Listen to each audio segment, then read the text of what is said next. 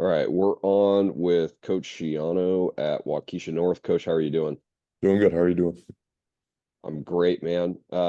Just reviewing after the postseason, first season using modern football technology as a head coach in your program.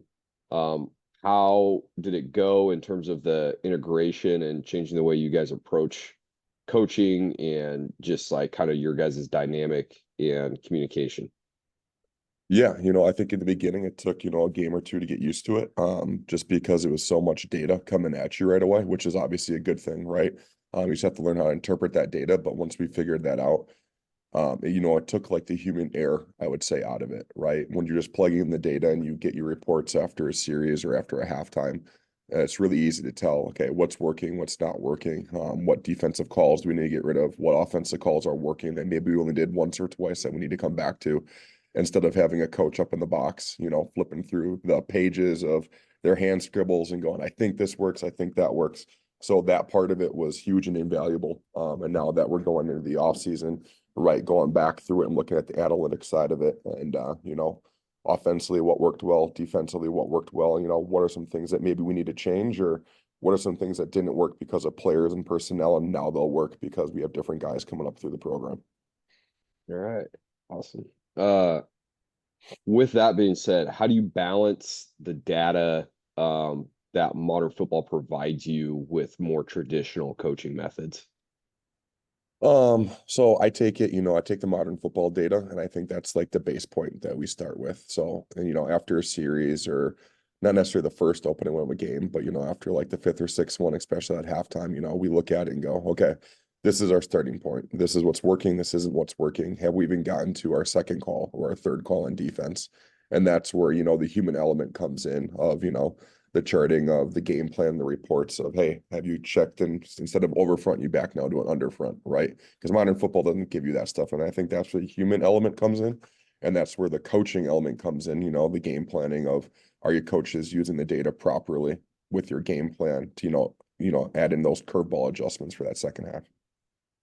Yeah, preparation still being, crucial, but obviously influencing adjustments is kind of the purpose of the product. Can you share some specific examples of how data analytics influence your decision making this season? Yeah, so I'll do the defensive side since I'm more of a defensive coach anyways. So we were going against an opponent and it was a close game. And we were blitzing. I was doing a lot of heavy fire zone stuff. And then, we knew that we were getting gashed a little bit here and here on certain fire zones. And after I think it was about the fourth series, we realized when we brought the double edge pressure, our inside guys, for whatever reason, weren't doing what they needed to. And the efficiency data was showing right that the offense was just killing us on that. So we got rid of that in second half. And at halftime, we made an adjustment. So instead of bringing on the outside, we brought up the double A's, double mug pressure. And then we started to kill them on that and, just completely flipped the script. And to be honest with you, I don't know if we would have seen that right away. I mean, we knew that was an issue, but we couldn't pinpoint what the issue was. And just having that data right away really helped out. Yeah. With that being said, with in-game adjustments, have you used data um, from modern football to inform decisions pre-game as part of your prep process at all? For us, we haven't gotten there that yet. Just with it being first year and having some new coaches, they're going through it. So we uploaded some stuff into it, but we really didn't use it entirely to its full potential. And that's what we're hoping to look and move forward to next year. Um, Analyzing opposing team strategies, looking beyond just your own efficiency during the game. What are some of the metrics you guys look at using modern football during the game to analyze your opponent? Yeah, so we're analyzing the opponent, right? We're looking at like the coverages, we're looking at their over under fronts and offense, and then using that to interpret like, hey, again, going back to the game plan, what do we have to beat what they're in currently right now? And then on the defensive side, right? We look at it as ourself, but also them of, okay, this is our formation, this is a personnel we're in. What call are we doing that's effective against it? And is it matching what their tendencies have shown during our scout breakdown? How do communication improve or alter with staff to staff and also with staff to player by using this platform? Yeah, so when we are talking staff to staff, right, especially when it come out at halftime, I think that's where it really improved our communication the most, right? The guy comes down, that's our in charge of modern football. It comes down and goes, hey, we have a set checklist of things that he covers. And then it starts our offensive and defensive conversations instead of just going one coach by one coach. What do you see? Right. It's kind of the launch point of our communication. And then we also use that communication then at halftime where, we're talking to your position groups of, hey guys, we were doing this, we're getting killed in it. So now we're going to go to this adjustment and this is why. Right. And we can not necessarily show them the data, but if they wanted to see it, they could, but they just trust us and know that that iPad is there. And giving us the actual input instead of just, I feel like this is going to work. Yeah. Are there some specific um data points that you look at, like that checklist you mentioned? Mhm. What are, you don't have to share the whole thing, obviously, but what are a couple things from that checklist you guys like to review?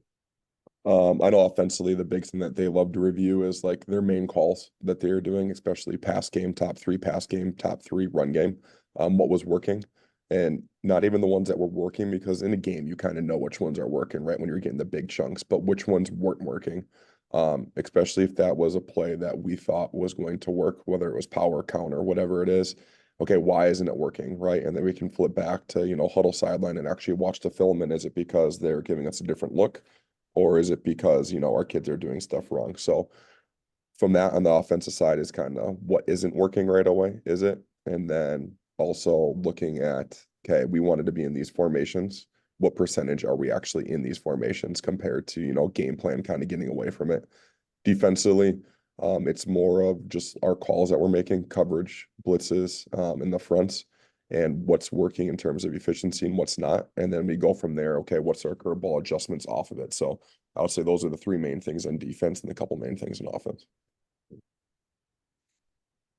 Having this technology available, um, on top of the things you've already mentioned, how has it maybe changed or influenced your development as a head coach as well as your coaching staff? Yeah, so for me as a head coach, I do exit interviews with all the players after the season, and then I do with coaches. I'm actually in the middle of doing with the coaches right now. And at the end of every single season, you go, okay, hey, what do you want to improve? What do you not want to improve? And coaches say, oh, I want to do more outside zone, inside zone, or I want to do more man coverage instead of cover three. Well, the modern football technology now, right, gives us the actual data of what was working, what wasn't working, right? And it's again that launch point off of instead of having to go through and pile up all the huddle stats and go through the efficiencies and rewatch everything. You're compiling that data immediately after the season. So instead of waiting 4 or 5 weeks to have these conversations and guessing what worked and what didn't work, you can have it right there immediately at the end of the season, with each coach. And then again, launch you into the offseason of what clinics you're going to go do to fix whatever issues you're having. Yeah, that's great. And being able to use your self scout as part of your off season development, right? And being able to have that data ready to go and taking it into clinic season. Um, with that being said, as it continues to evolve over the next few years, um, where do you see yourself going with this product or your staff, as well as maybe um, some metrics you think you would like to have in the future and how this product works for you? Yeah, so when people kind of ask me what is modern football technology and why do we have it, right? And I'm sure everyone experiences it where, you have your main set of 3, 4 coaches that are with you, ride or die.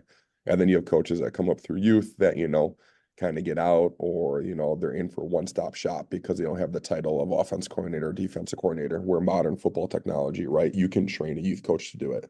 So when they're in as a first-year guy, you train them to do it. They're learning your schemes, learning your concepts, right? And then the modern football technology is basically your coach, right? It gives you the input that you need, and then that coach is developing, and then they can move up and take the next step and, gotta be that position coach or really understand what's going on. Obviously, we have a guy, ideally, that, will do it for a long time and give us the input right away. But, we use it as a introduction to the program and giving us the immediate feedback right away. And then if you're looking at, the future, I mean, just watch an NFL game, watch a college game, right? With all the little, oh, this guy might be blitzing, that guy might be blitzing, these the amount of impacts. You can look at right now, right, with their impact system on the Axiom helmets of, hits on the front side, all that, and like analytics and all this information is going to be where the game is going. And if you're, not with it, you're going to be left behind in a hurry. All right. Well, anything else you would like to personally add or maybe wanted to talk about just to kind of wrap this up? No, if anyone ever asked me like would I recommend it, I absolutely would 100%. I think, it takes a second or two to get used to because, it's such new technology in terms of like us coaches getting used to it, like in game live data. But it's almost like when you had Huddle Sideline first come out, people didn't really know how to use it. Now you see Huddle boxes on the sideline with 3 TVs and all that, right? So modern football technology is going to be right there, and you're going to see coaches using it immediately. And I would use it every single time, and we're going to continue using it for the future.